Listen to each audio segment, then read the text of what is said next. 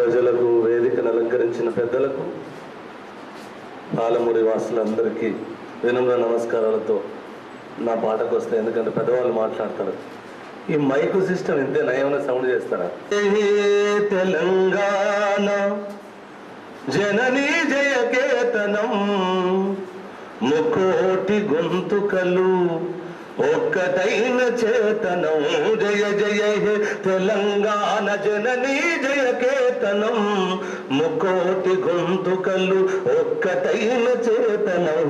తరతరాల చరిత గల తల్లి నీరాజనం, 10 జిల్లల నీ పిల్లలు ప్రణమిల్లిన శుభ తరుణం. జై తెలంగాణ, జై జై తెలంగాణ, జై తెలంగాణ, జై జై తెలంగాణ, జయ జయ హే తెలంగాణ జననీ జయకేతనం, ముకోటి గొంతుకలు ఒక్కటైన చేతనం.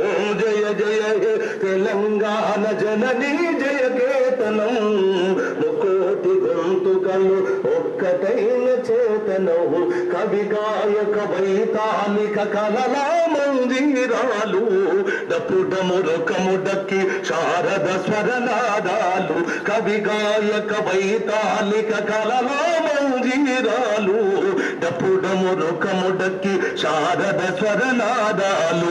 పల్లవుల సిరుజల్లుల ప్రతిబుల్లమురంజిల్లగా అనునిత్యము నీ గానం, అమ్మ నీవు మా ప్రాణం. జై తెలంగాణ, జై జై తెలంగాణ, జై తెలంగాణ, జై జై తెలంగాణ, జయ జయ హే తెలంగాణ జనని జయకేతనం, ముక్కోటి గొంతుకలు ఒక్కటైన చేతనం. జయ జయ హే తెలంగాణ జనని జయకేతనం, ముకోటి గొంతుకలు ఒక్కటైన చేతనం. జానపద జన జీవన జవలీలు జాలువార, జాతిని జాగృత పరిసే గీతాల జన జాతర. జానపద జన జీవన జాగృత పరిసే గీతాల జన జాతర. వెలకొలదిగా వీరులు నిలబొరికి పోతేనేమి, వేలకొలదిగా వీరులు నిలబొరికి పోతేనేమి. తరుగని దీని త్యాగం, మరువని దేశమయాగం. జై తెలంగాణ, జై జై తెలంగాణ, జై తెలంగాణ, జై జై తెలంగాణ, జయ జయ హే తెలంగాణ జనని జయకేతనం, ముక్కోటి గొంతుకలు ఒక్కటైన చేతనం. జయ జయ హే తెలంగాణ జనని జయకేతనం, ముక్కోటి గొంతుకలు ఒక్కటైన చేతనం. పడుల గుడులతో పల్లెల బొడలు పులకరించాల, ఇరిసి జన విజ్ఞానం నీ కీర్తిని వించాల.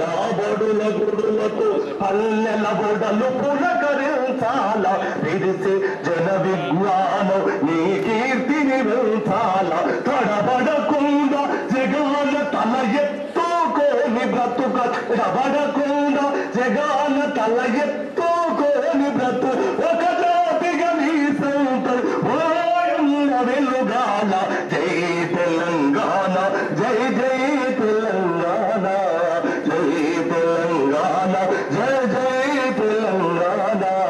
గోదావరి కృష్ణమ్మలు తల్లి నిన్ను తడుపంగా, పచ్చని మాగానాల పసిడి సిరులు కురువంగా. గోదావరి కృష్ణమ్మలు తల్లి నిన్ను తడుపంగా, పచ్చని మానేలల్లో పసిడి సిరులు కురువంగా. సుఖశాంతుల తెలంగాణ సుభిక్షంగా ఉండాల, సుఖశాంతుల తెలంగాణ సుభిక్షంగా ఉండాల.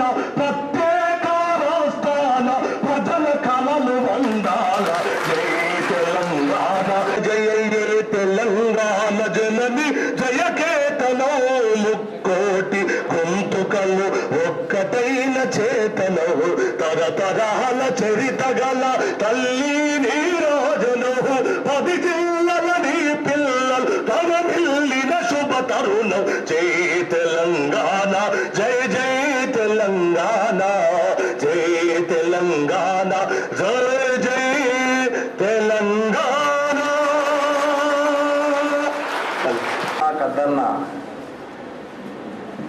వస్తుందా రాదన్నా కానీ తెలంగాణ అనే అంశం, తెలంగాణ అనే పదం ఏదైతే పదాన్ని ఉచ్చరించడానికి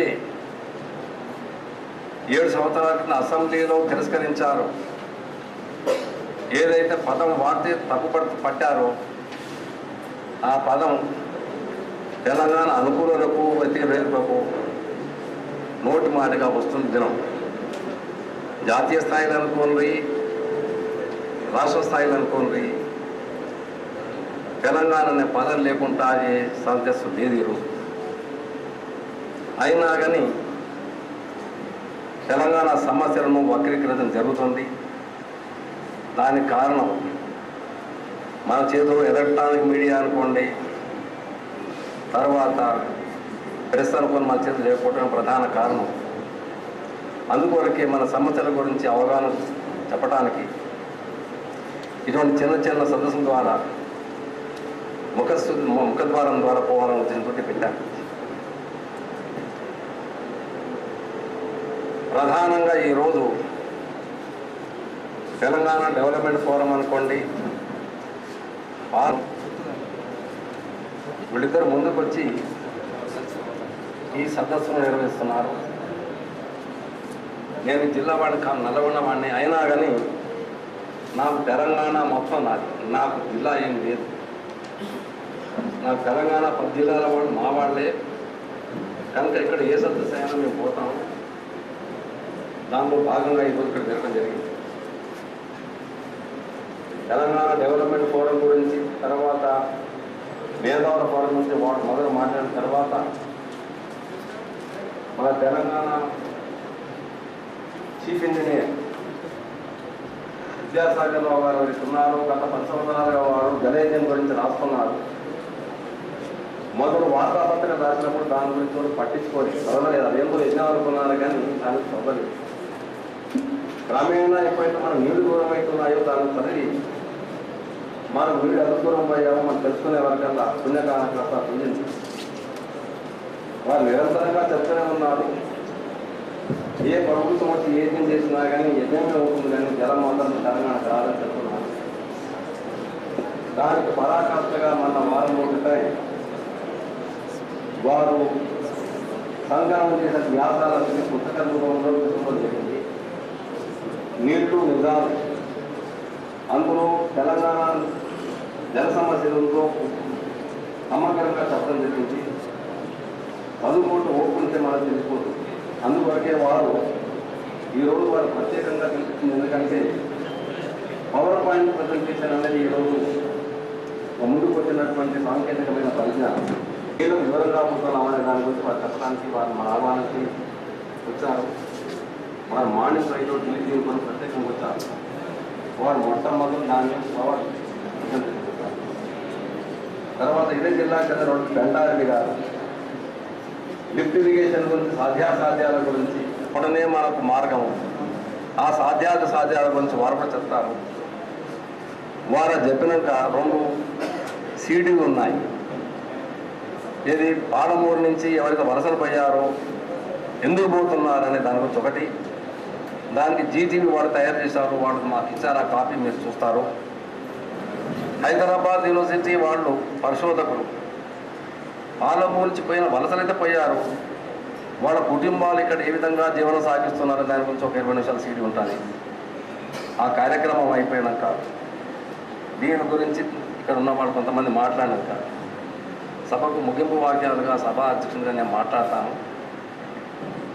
ఈ పరిచయ వాక్యాలతోటి మొట్టమొదటి నేను ప్రొఫెసర్ రమేష్ రెడ్డి గారి గురించి, పాలమూరు మేధావుల ఫోరం గురించి క్లుప్తంగా 5 నిమిషాలు కూడా చెప్పి, ఇక్కడి నుంచి ఎట్లయితే మనం మేఘాలయ యాత్ర వలసపోయారో తెలంగాణ నుంచి దాదాపు 1 లక్ష మంది అమెరికాకు వలసపోయారు. నేను పోయినసారి వాడు నన్ను ఆటాకు ఆహ్వానించినప్పుడు నేను పోయి ఒకటే చెప్పాను వాడు, but for the opening in America by Clinton administration in 90. అంటే అమెరికా దేశం ఏదైతుందో మనకి ఇటువంటి అవకాశం కల్పించకపోతే ఈ గడ్డ మీద పుట్టినందుకు మీరన్నా చనిపోయే ఆత్మహత్య చేసుకునేవాళ్ళు, కన్న పాపానికి మేమైనా ఆత్మహత్య చేసుకునే అంతకంటే మార్గం ఏం లేదు.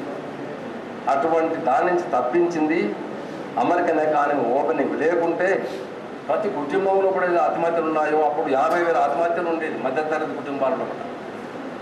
దీనికి కారణం ఏంటిదంటే తెలంగాణ అనేది ఒక వలసగా మారిపోవడమే కారణం. ఆంధ్రప్రదేశ్ అవతరణతో అన్నిటికంటే ముఖ్యంగా పోగొట్టుకున్నది పాలమూరే. ఆంధ్రప్రదేశ్లో అంతర్భాగంగా కాకుంటే మనం హైదరాబాద్లో రాష్ట్రంలో ఉండి ఉంటే, లేకుంటే తెలంగాణ ఒక ప్రత్యేకంగా ఉంటే, పాలమూరు గత 50 సంవత్సరాలుగా కనీసం 9 లక్షల ఎకరాలు నీళ్ళు వచ్చేది. ఆ నీళ్లు రాకపోయినాయి, వచ్చే అవకాశం కూడా లేదు. ప్రభుత్వం అంటున్నది తెలంగాణలో 10 ఎకరాలకు నీళ్ళు ఇస్తామంటున్నారు. సంతోషం. 10 ఎకరాలకు ఇస్తే నేనైతే నా తలకాయ కోసి వాళ్ళకి ఇస్తాను. నాకు ప్రతి ఎకరాకు అవసరం లేదు, 10 ఎకరాలకు ఇస్తే చాలు.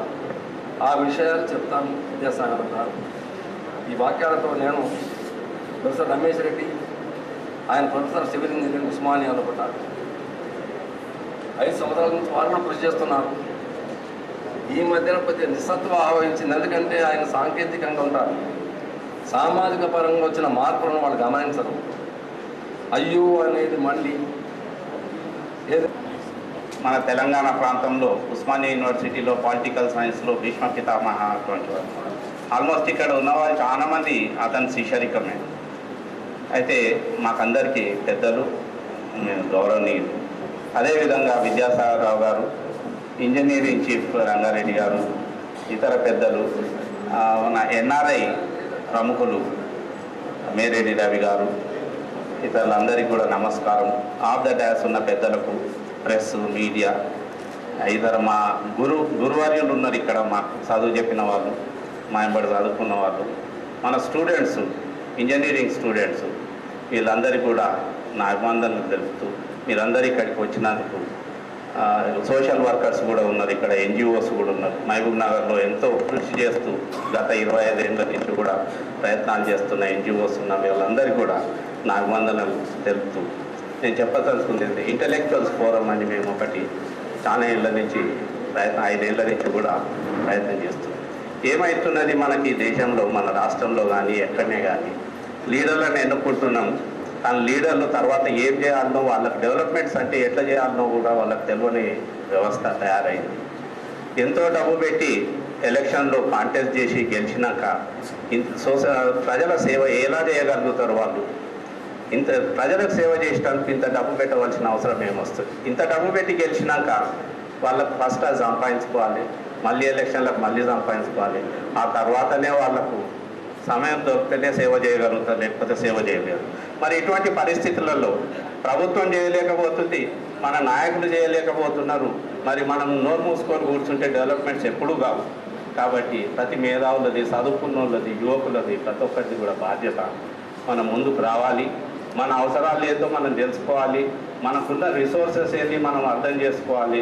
ఆ రిసోర్సెస్ని అవగాహన చేసుకొని ఆ విధంగా ఆ రిసోర్సెస్ని ఏ విధంగా మనం అభివృద్ధి చేసుకోవాలి అన్న దానికి మేధావులే ముందుకు రావాలి.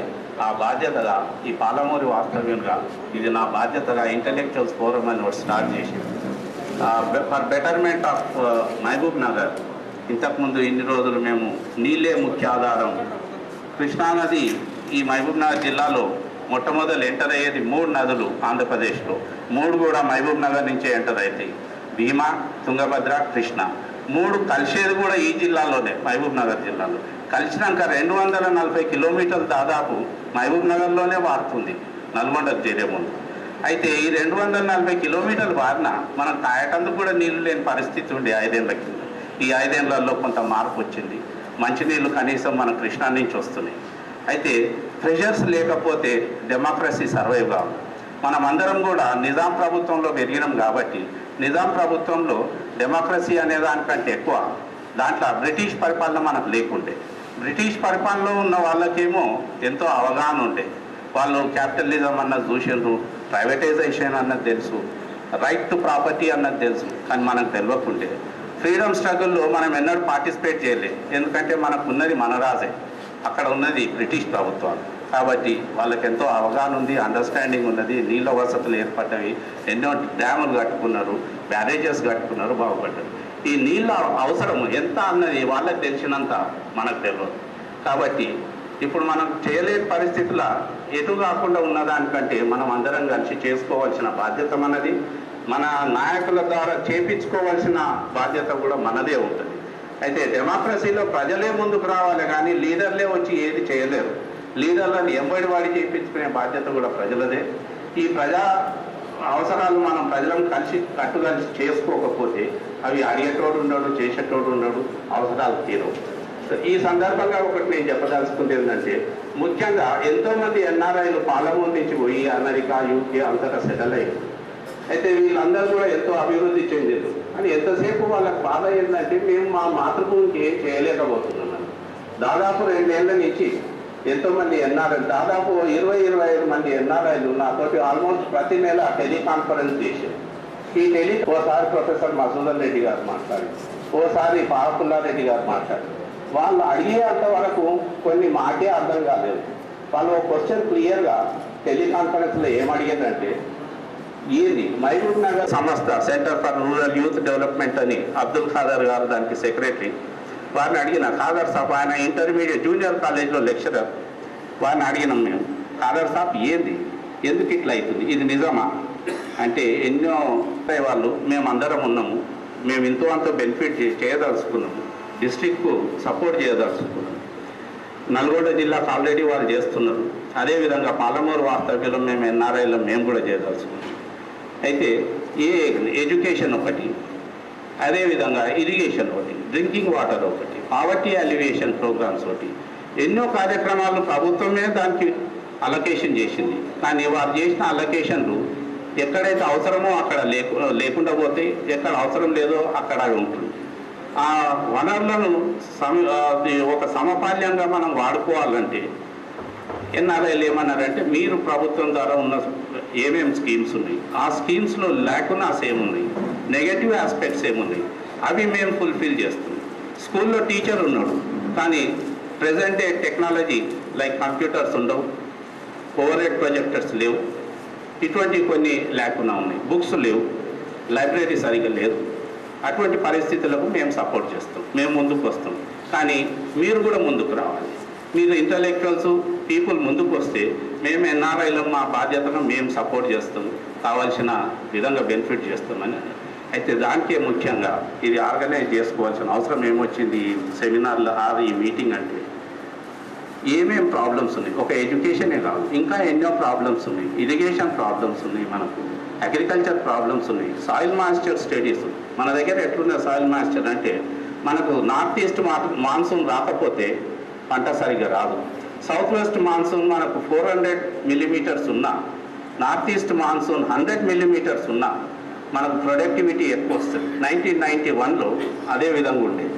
ఓ సంవత్సరం ఏమో 1000 మిల్లీమీటర్స్ సౌత్ వెస్ట్ మాన్సూన్ వచ్చింది, కానీ 50 మిల్లీమీటర్స్ కూడా నార్త్ ఈస్ట్ మాన్సూన్ లేదు. ఆ సంవత్సరం విపరీతం సోయింగ్ అయింది, కానీ ఈల్డ్ మాత్రం లోవెస్ట్. కాబట్టి టెక్నాలజీని మనం అర్థం చేసుకోవాలి. సాయిల్ మాయిశ్చర్ డ్రై అయినాక మనకు సరిగ్గా గింజలు రావు, పడిపోతుంది, ఎండిపోతుంది, చచ్చిపోతుంది. కాబట్టి ఇటువంటి అవగాహన అగ్రికల్చరిస్టులు చేయాలి. కాబట్టి ఎంతోమంది అగ్రికల్చర్ ఆఫీసర్లు ఉన్నారు, ఎంతోమంది అగ్రికల్చర్ స్టూడెంట్స్ ఉన్నారు, అదేవిధంగా ఇంజనీరింగ్ స్టూడెంట్స్ ఉన్నారు, ఇంజనీరింగ్ టీచర్స్ ఉన్నారు, ఇంజనీరింగ్ కాలేజెస్ ఉన్నాయి, అదేవిధంగా మనకు మెడికల్ ఫెసిలిటీస్ ఉన్నాయి, మెడికల్ అఫీషియల్స్ ఉన్నారు. కానీ కావలసిన ఇన్ఫ్రాస్ట్రక్చర్ మాత్రం సరిగ్గా సరిపోతలేదు. కొంత ఉంది, కొంత లేనట్లు, తిననట్లు, బతికినట్లు, ఇట్లా ఎంతకాలం నడుస్తాయి. అయితే అందరం కలిస్తే చేయలేని అని లేవు, అన్నీ చేయగలుగుతాం. దీనికి ఈ అవకాశం ఇచ్చి మీరందరూ వచ్చి ఈనిపోయేటందుకు కాదు, ప్రతి ఒక్కరం భాగ్యస్వామ్యం కావాలి. ఓనర్షిప్ ఫీలింగ్ అనేది ప్రతి ఒక్కరిలో ఉండాలి.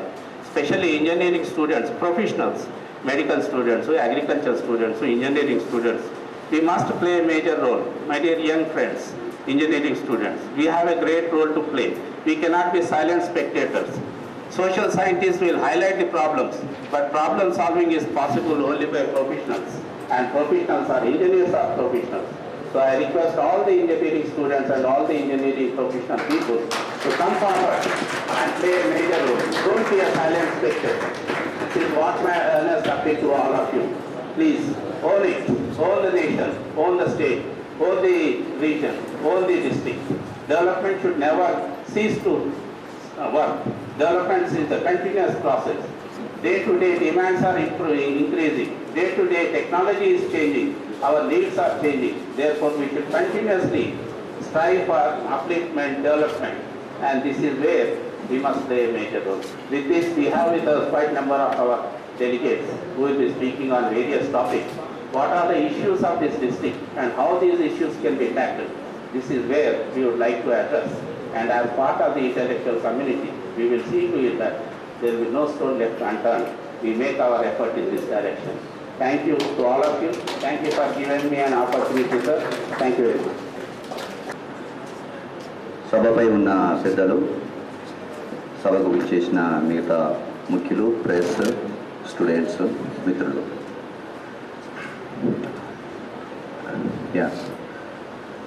My name is Ravi Prakash Meredi. I am living right now in Philadelphia.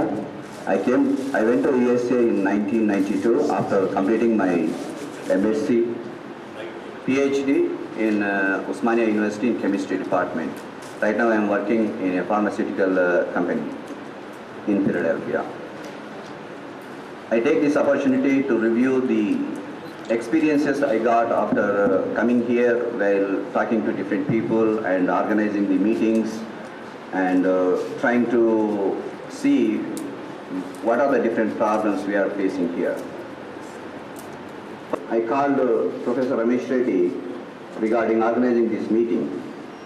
We had similar meetings. There is a low-level spirit, in propagating Telangana issue in districts. So we should take this opportunity. Whenever an NRI comes to their native place, they should organize a meeting and explain about the problems.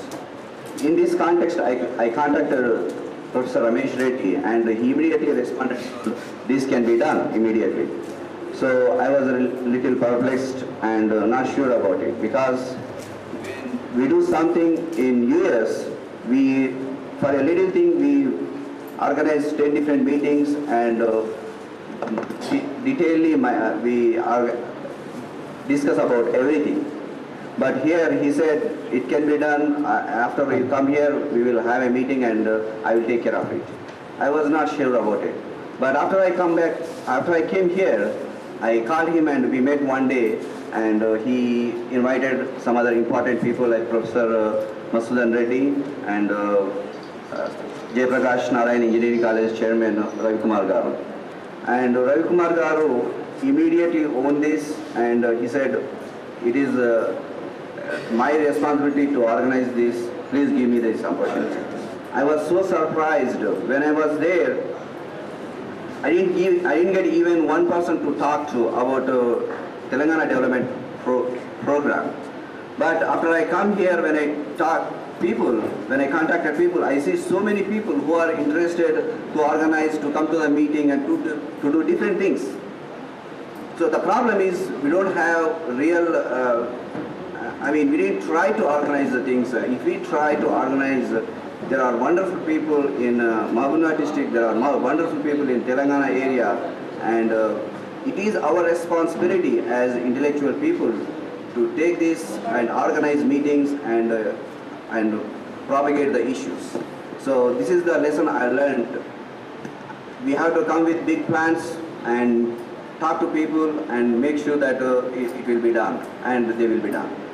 And I thank Professor Ramesh Reddy Garu and Ravi Kumar for organizing this. It is just because of them, otherwise it wouldn't happen.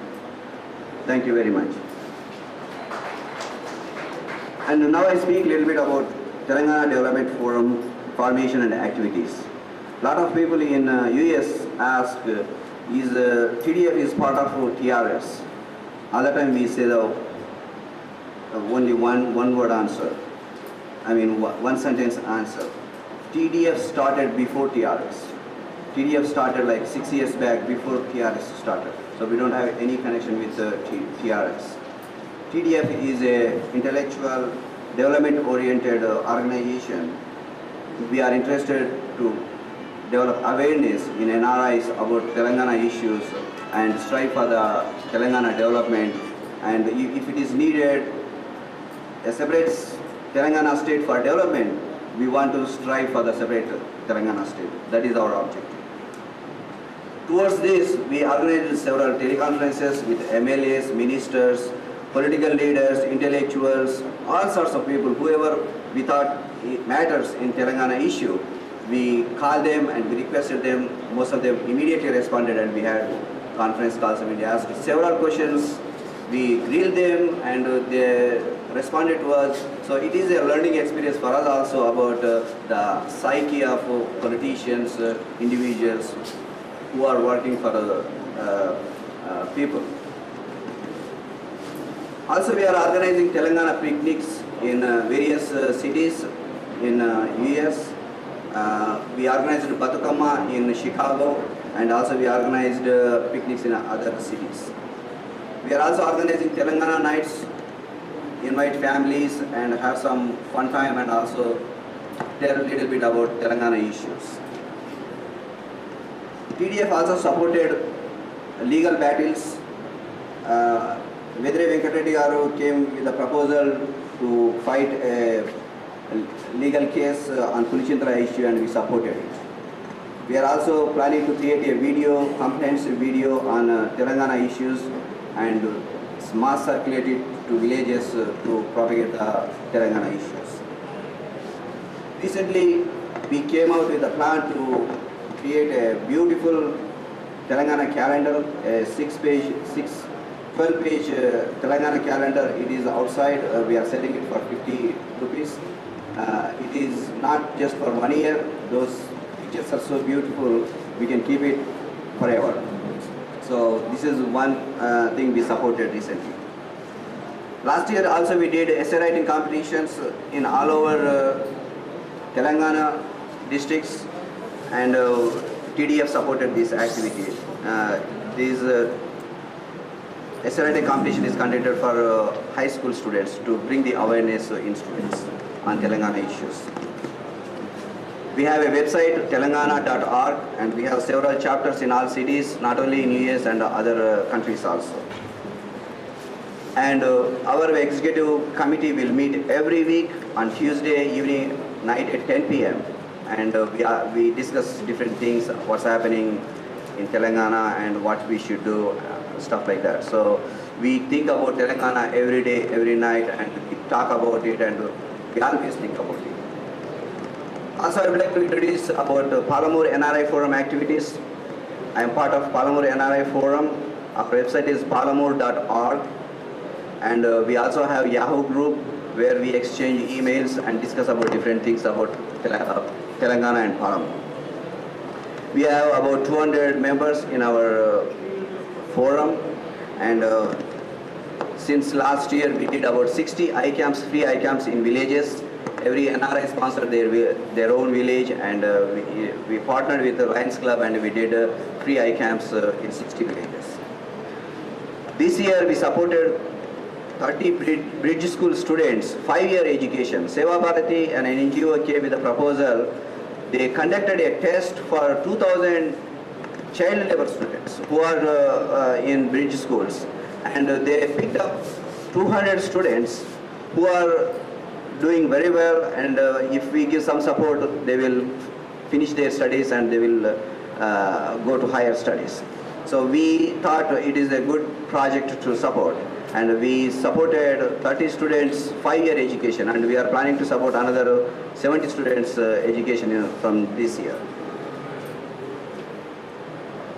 We also did teleconferences with Palamur MLAs, collector, and some NGOs to do several different things. And first thing on 18th February, I met with all the NGOs working in Mahabubnagar town, and I discussed with them about what are the different programs they are doing in Mahabubnagar and how we can support them. We created a NGO profile form, and they filled it out. They gave me their contact information and the activities and different other things they are doing. And we would like to take that information and contact them later and see how we can support their activities. That is one thing we did. Also, our major concern is on education. What we did is I requested DEO to organize a high school headmasters meeting, and he immediately responded, and he invited 600 high school headmasters all over Mahabubnagar district, and we had a very good meeting with them. And likewise, we did we created a school profile form, and they filled out the form, and I requested them, what are the different things you need to improve your educational standards? They gave some suggestions, and we would like to follow up with them. During that meeting, we announced from NRI Forum that we will create 50 model schools in Mahabubnagar district this coming academic year. What we asked them is, you voluntarily come out and sign up for this program. When you sign up this program, you have the responsibility to improve the standards. So if you have the conviction and if you are ready to take the challenge and sign up for the program and come out with a plan how you want to improve the standards. What are the different things you would like to do to improve the standards? And also ask us, what do you need? Material-wise and otherwise, what do you need to improve those standards? So we will support material-wise, we will support whatever is needed, and it is your responsibility to improve the standards. And we requested DEO to process those 50 schools, and once we select those 50 schools, we will support them and we will work with them, and at the end of the academic year, they are expected to show us the results. And taking motivation from there, we request other schools also to follow the suit. Also during this trip, I visited two RBC schools, bridge schools, Mantati school and Hanwada schools. They are doing really excellent. I can't imagine what will happen if we don't have those bridge schools to those child labor students. They will not be coming to school anytime. So this is really great program, and they are really learning very well, and some of the NGOs are doing extremely good to support those child labor students and bring them into the mainstream school education. I really thank people who are working behind this to make it a success.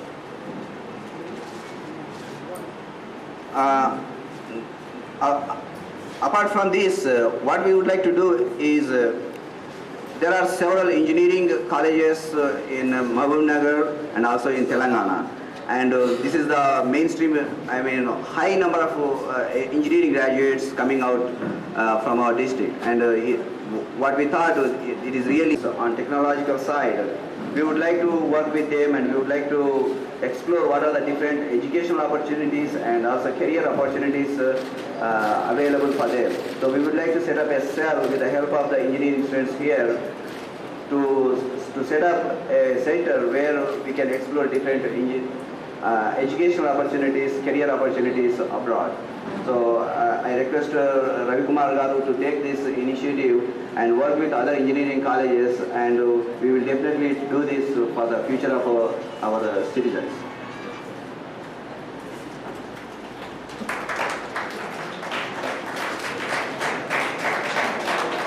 One of the major issues I found during my trip is migration. There are about 15 to 20 lakh Palamur labor migrated to different places in the country, and their situation is very, very bad. And recently we heard some of those stories. They are missing, they are not paid properly, and they died and nobody taking care of them. And I talked to some of the NGOs here, and they are working on it. And from this dais, I request Palamur administration, Collector Garu, to take some steps towards the solution.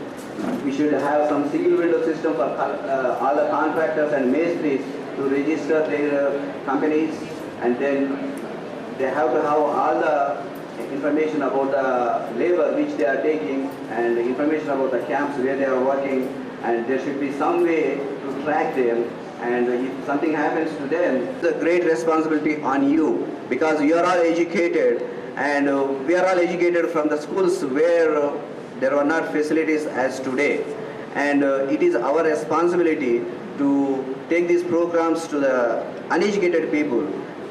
There is a huge number of uneducated people in our society, and we are the only small chunk of people who are educated. Because of them. So it is our responsibility to do something. So what I request Palamur Intellectual Forum and other intellectuals from here to form a group and create a Palamur Vibrunja Prabhanjanam. What I am trying to tell you is we create a Palamuru Prabhanjanam.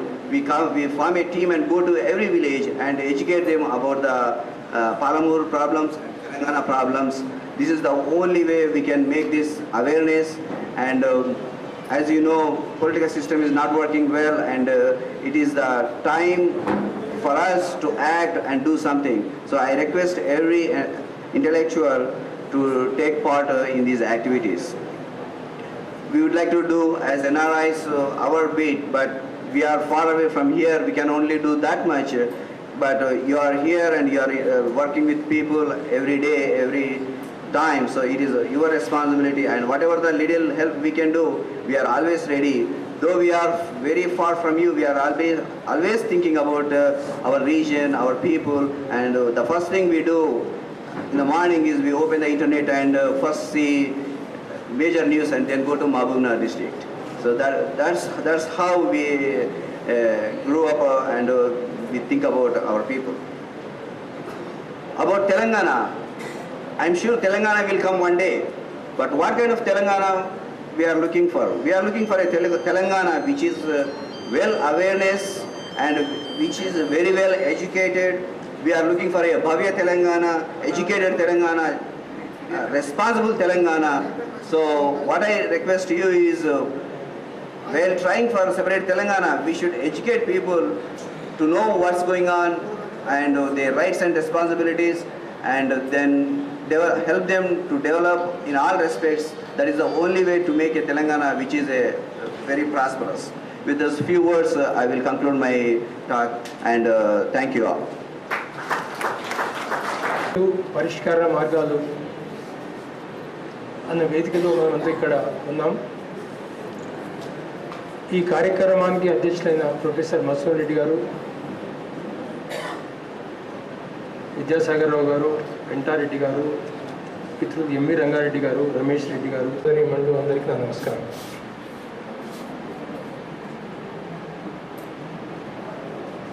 Palamuru సమస్య గురించి ఇక్కడున్న పెద్దలకు మనం చెప్పాల్సిన అవసరం లేదనే సంగతి వాళ్ళే ఎక్కడి నుంచి తీసుకొచ్చారు.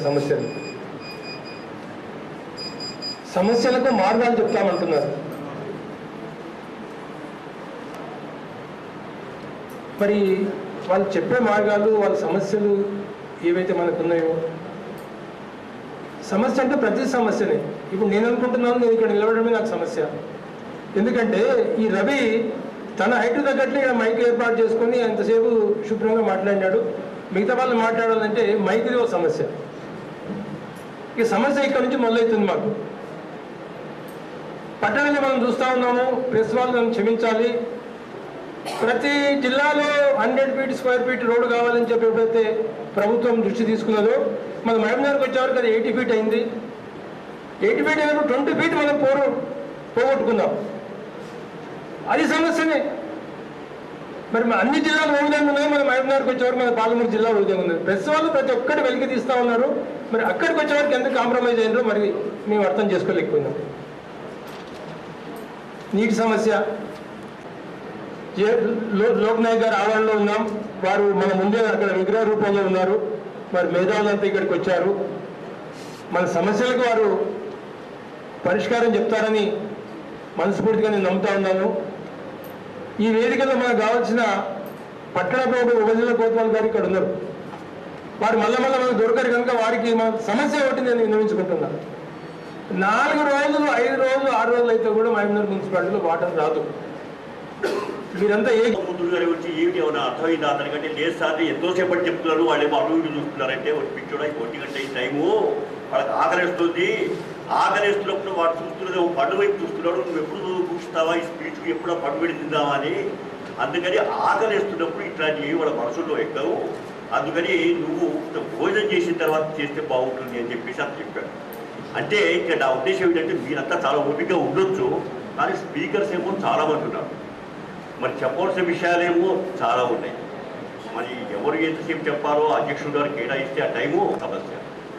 నీరుంటే అభివృద్ధి ఉంటుంది, అభివృద్ధి ఉంటే ఆకలి తీరుతుంది. అది ఇక మీకు చిన్న ఉదాహరణ ఎక్కడో దాకా మన కృష్ణారెడ్డి ఎక్కడ ఇటు దేవరకొండ చూడండి, అటు మిర్యాలగూడ చూడండి.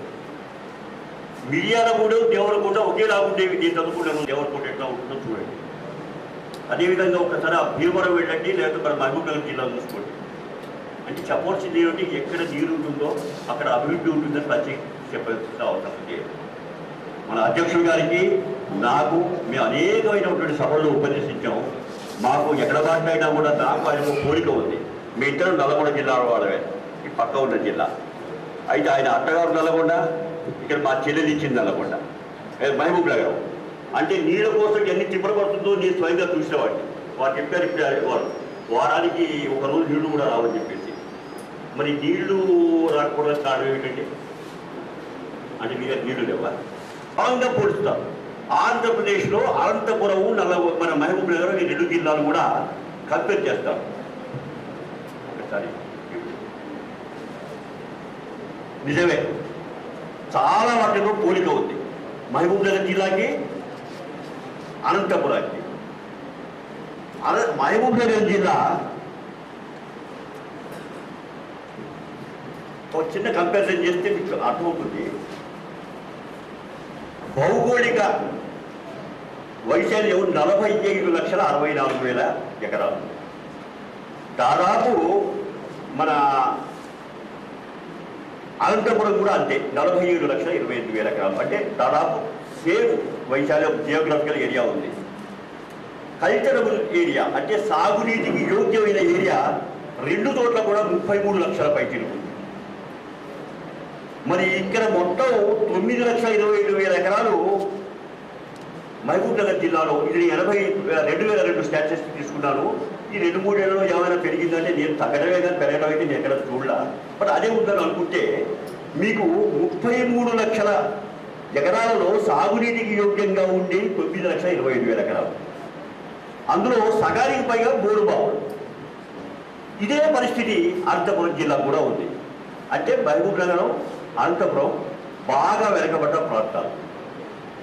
కానీ అనంతపురం ఎక్కడ ఉన్నది, మహబూబ్ నగర్ జిల్లా ఎక్కడ ఉంది, ఇది మీరు తెలుసుకోవాల్సింది. మహబూబ్ నగర్ జిల్లా 100% కృష్ణా పరివాహక ప్రాంతంలో ఉంది, కృష్ణా నదిలో. అనంతపురం జిల్లా పెన్నా బేసిన్ పరివాహక ప్రాంతంలో ఉంది. అనంతపురం జిల్లాకి నీటి వనరు లేదు, అది రాజస్థాన్ లాంటిది. మరి రాజస్థాన్కి గుజరాత్కి, మధ్యప్రదేశ్కి కంపారిజన్ ఎక్కడ ఉందండి? లేదు. మీకు ఇక్కడ వాళ్ళు రమేష్ రెడ్డి గారు చెప్పారు 3 నదులు ఇచ్చాడు. అంటే ప్రధానమైన కృష్ణా నదికి, భీమా నది, తుంగభద్ర ఉపనదులు, ఈ 3 కూడా మహబూబ్ నగర్ జిల్లా ఇచ్చి పోతున్నాయి. మరి వీటికి నీటి వసతి కలిగించవలసిన బాధ్యత ఎవరిది? ప్రభుత్వాన్ని. ఎందుకు కలిగించలేకపోతున్నాం? మొత్తం కృష్ణా జిల్లాలో, కృష్ణా బేసిన్లో ఆంధ్రప్రదేశ్కి వచ్చిన వాటా 811 శతకోటి ఘనపడుగులు. మొత్తం పెన్నా బేసిన్లో 199 శతకోటి మన అడుగులు, అంటే టీఎంసీ అంటాం, శతకోటి ఘనపడుగులు. ఈ మహబూబ్ నగర్ జిల్లా, నల్లగొండ జిల్లా పూర్తిగా 100% కృష్ణా బేసిన్లో ఉన్నాయి. అంతర్జాతీయ సూత్రాలైనా కూడా, దేశీయ సూత్రాలైనా కూడా ఏం చెప్తున్నాయంటే, ఒక నదీ పరివాహక ప్రాంతంలో ఉన్న ప్రజలకు వాళ్ళ నీటి అవసరాలు తీరాకే అధికంగా నీళ్లుంటే ఆ నీటిని ఇతర ప్రాంతాలకు తరలించవచ్చు. అన్ని హెల్సింకి రూల్స్ అనేది అంతర్జాతీయ న్యాయ సూత్రం చెప్తున్నది. మన నేషనల్ వాటర్ పాలసీ, జాతీయ జల విధానం కూడా అదే చెప్తున్నది. ఇప్పుడు ప్రధానమైన ప్రశ్న ఏమిటంటే, మహబూబ్ నగర్ జిల్లా అవసరాలు తీరినాయా? మీకు తాగునీరు, సాగునీరు, పారిశ్రామిక అవసరాలు మీకు పూర్తిగా తీరాయా? ఎందుకంటే మీరు 100% కృష్ణా బేసిన్లో ఉన్నారు. అదే పరిస్థితి నల్లగొండ కూడా. ఖమ్మంలో సగం గోదావరిలో ఉంది, సగం కృష్ణాలో ఉంది. ఇక్కడ సమస్య ఏమిటంటే, ఈ ప్రజల అవసరాలు తీరకుండా ఇక్కడి నీరును మరొక చోటికి తరలించడం ఇటు నైతికంగా కానీ, సామాజికంగా కానీ ఏ రకంగానూ న్యాయం కాదు. ఇది నేను చెప్తున్నది కాదు.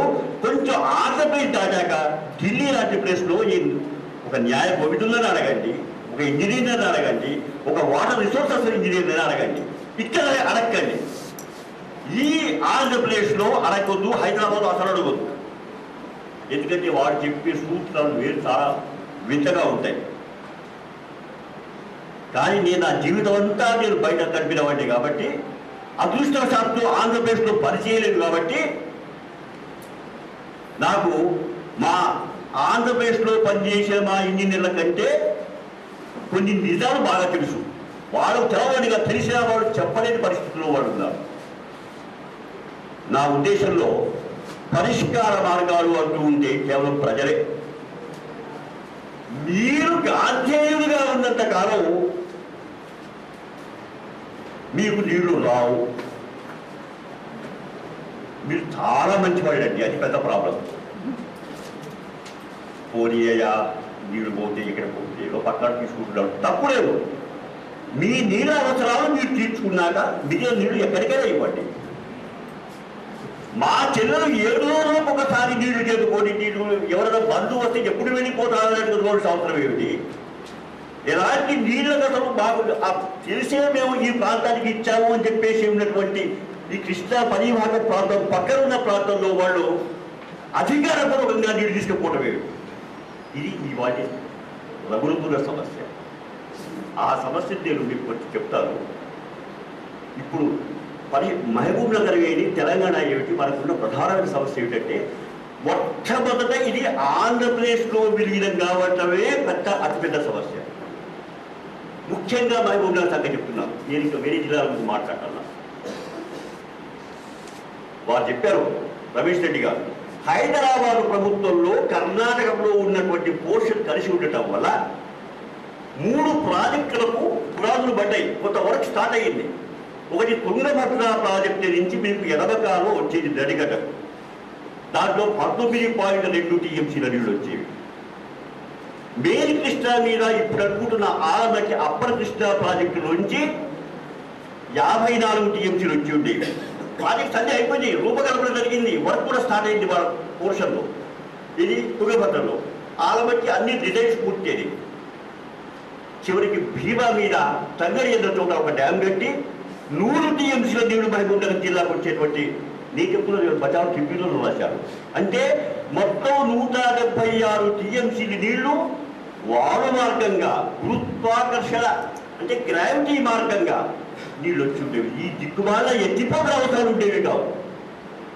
వాళ్ళ లెక్కలో 9 లక్షల ఎకరాలు బచావ్ ట్రిబ్యునల్ చెప్పింది. ఈ నీళ్లు కనుక హైదరాబాద్ రాష్ట్రం విడిపోకుండా ఎప్పటిలాగే తన స్వయం ప్రతిపత్తి ఉండుంటే అప్పుడు మహబూబ్ నగర్ జిల్లాకు ఇప్పుడు ఉన్న ఇటు వచ్చిన ప్రాంతానికి 9 లక్షల ఎకరాలు నీళ్లు అందుండేవి వారు మార్గంగా నడవాలి. ఇప్పటి లెక్కల్లో 17 లక్షలు. ఎందుకంటే మనం 1 టీఎంసీకి 10,000. ఈ ప్రభుత్వం వారు తెలంగాణలో 30,000 కూడా చేసుకోవచ్చని కొన్ని రాస్తున్నారు. అంటే మొత్తం నల్లగొండ కాకుండా వేరే ప్రాంతాలకు నీళ్ళు ఇవ్వచ్చు. మరి ఆ నీళ్ళు మనకు రాలేదు. ఎందుకు రాలేదు? కర్ణాటక వాళ్ళకి ఏమనిపించిందంటే మీరు ఈ ప్రాంతంలో నుంచి వేరే రాష్ట్రం ఏర్పడినప్పుడు ఆ నీళ్లు మీకు ఎందుకు అందజేయాలా అని చెప్పేసి వాళ్ళు ఏం చేశారు, ఒక బ్యారియర్ పెట్టారు. అయిన కాలువలేమో అనుమతుకున్నారు. రానటువంటి స్టార్ట్ కానటువంటి కాలువలు వాళ్ళు పొడిగించడం వాళ్ళకి ఇష్టం లేదు. ఆ 3 ప్రాజెక్ట్స్ నుంచి కూడా మనకు బెనిఫిట్ రాలేదు. రాకపోతే రీఆర్గనైజేషన్ ప్రకారంగా చట్టాలు ఎప్పుడైతే రాష్ట్రాలు మళ్ళీ పునర్విభజన జరిగితే మనకు పాత ప్రభుత్వంలో జరిగిన ఉడంబడికనే ఆటోమేటిక్గా వర్తింపజేసి మనకు నీళ్లు రావాల్సి ఉండేది. కానీ మనకు వచ్చిన పాలకులు దాని మీద అంత ఇంట్రెస్ట్ చూపెట్టలేదు. చాలా సర్ప్రైజింగ్ ఏంటంటే అసలు బచావాదు ట్రిబ్యునల్ ముందు పెట్టలేదు ఈ 3 సమస్యలు. ఇది పాలకుల్లారెడ్డి గారు నెత్తి నోరు కొట్టుకుంటూ ప్రభుత్వం దగ్గరికి వెళ్ళి, అయ్యా ఇట్లా మాకు ఈ నీళ్లు రావాల్సి ఉంటే ఈ నీళ్లు రాలేదని ఆయన ప్రత్యేకంగా వారి దృష్టికి తీసుకొస్తే అప్పుడు 4 and 5 మధ్యలో 4A, 4B, 4C అని కొన్ని కొత్తగా పెట్టి వాళ్ళ దృష్టికి తీసుకొస్తే ట్రిబ్యునల్ వాళ్ళు ఏమన్నారంటే, మీరు ఒక చిన్న పొరపాటు చేశారు. మీరు హైదరాబాద్ ప్రభుత్వం చేసింది కానీ పని అది ప్లానింగ్ కమిషన్కి పంపి శాంక్షన్ తెచ్చుకుని ఉంటే మేము మీకు నీళ్ళు ఇచ్చి ఉండేవాళ్ళం. కేవలం ప్లానింగ్ కమిషన్ డోర్ స్టెప్స్కి ఈ ప్రతిపాదనలు వెళ్ళకపోవడం అనే సాంకేతిక కారణం చూపించి వాళ్ళు ఈ 3 ప్రాజెక్ట్స్కి నీళ్ళు ఇవ్వలేమన్నారు. అంటే హైదరాబాద్ మహబూబ్ నగర్ జిల్లాకి తెలంగాణ జిల్లాలకు నీళ్లు అక్కడ ఫుల్ స్టాప్ పడింది. ఆ తర్వాత ఇక మన కథ అయితే వాళ్ళు ఎప్పటికప్పుడు బచావ్ ట్రిబ్యునల్ వాళ్ళు ఏం చేశారంటే పాపం మీద ఇతను చాలా సఫర్ అయ్యారు కాబట్టి మహబూబ్నగర్ జిల్లాలో ప్రత్యేకంగా రాశారు వాళ్ళు, మీకు ఒక జూరాల ప్రాజెక్ట్ అనేది శాంక్షన్ చేస్తున్నాం, అందులో 17.84 టీఎంసీ నీళ్ళు ఇస్తున్నాము, దాన్ని బట్టి 1,00,000 ఎకరాలు మీరు చేసుకోండి అని మనకు ఒక దాతృత్వం ప్రదర్శించి వాళ్ళు మనకు అవుట్ ఆఫ్ వే వెళ్ళి మనకు నీళ్ళు ఇచ్చారు. అది వాళ్ళు చేసిన గొప్ప కూడా. కానీ బచావ్ ట్రిబ్యునల్ రిపోర్ట్ ఇచ్చి కూడా ఇప్పటికి 40 ఏళ్ళు దాటిపోయింది. దాదాపు 70లో వచ్చింది, 30 ఏళ్ళకు 25 ఏళ్ళు ఇప్పటికి ఆ జూరాల పూర్తిగా లేదు. ఆ డ్యాము కట్టింది 11 టీఎంసీలు నిలువ సామర్థ్యం ఉంటే అది 6 టీఎంసీలే నింపుతున్నాం మనం. అంటే మీరు డ్యామ్ ఇక్కడ కట్టారు, నీరు ఇక్కడ దాకానే నింపుతున్నారు. ఎందుకు? ఇది నింపాలంటే 40 కోట్ల రూపాయలు కావాలి. ఇప్పుడు 70 కోట్లు అయింది. 40 కోట్ల రూపాయలు మన దగ్గర లేకపోవడం వల్ల మనం ఈ నీళ్లు నింపటం లేదు. ఎందుకంటే ఈ నీళ్లు నింపితే ఆ ప్రాంతంలో ముంపు ప్రాంతాలు కర్ణాటక వాళ్ళన్నారు మా 40 కోట్ల మాటిస్తే మేము వెళ్ళిపోతాం, మేము నింపుకోవచ్చు అన్నారు. నింపుకోవలసిన అవసరం అర్జెన్సీ వాళ్ళకి అనిపించాల మన ప్రభుత్వాలకు. ఎందుకంటే వీళ్ళు నింపినా నింపుకోకపోయినా ఆ నీళ్ళు ఎట్లా కిందికే పోతాయి కదా. ఎందుకు తొందరపడి నింపడం? అంటే ఈ వాటికి కూడా మనం జూరాల ప్రాజెక్టు కట్టడం జరిగింది, కానీ స్టోరేజీని మనం పూర్తిగా నిల్వ చేసుకోలేకపోతున్నాం. దాన్ని ఎవరు అడగాలండి? గుంటూరు వాడు వచ్చి అడుగుతాడా? నెల్లూరు వాడు వచ్చి అడుగుతాడా? మహబూబ్నగర్ వాడు వచ్చి అడగకపోతే ఈ ప్రశ్నలు మీ ప్రజలు ఎందుకు అడగలని అడుగుతున్నాను. ఇది ఏదైనా మా డ్యామ్ కట్టి నువ్వు నీ దగ్గర 40 కోట్ల రూపాయలు లేవా నీ దగ్గర? మాట్లాడితే పొద్దున్న లేస్తే మీకు అవినీతి 100,000 కోట్ల రూపాయల్లో మాట్లాడతారు మీరు. నిన్న కాకపోయినా పుడి చిత్తంలో రాతి కట్టడం నుంచి బట్టి కట్టడం అయితే 50 కోట్లు వాడు కట్టడానికి మిగిలిపోయి అంటారు. రోజు విప్పితే 1000 కోట్ల మాట్లాడేవాళ్ళు మీరు ఒక 40-50 కోట్లు ఇచ్చి దీన్ని పూర్తి చేయండి, ఈ నీళ్లు నింపండి అని ఎందుకు అడగలేవండి?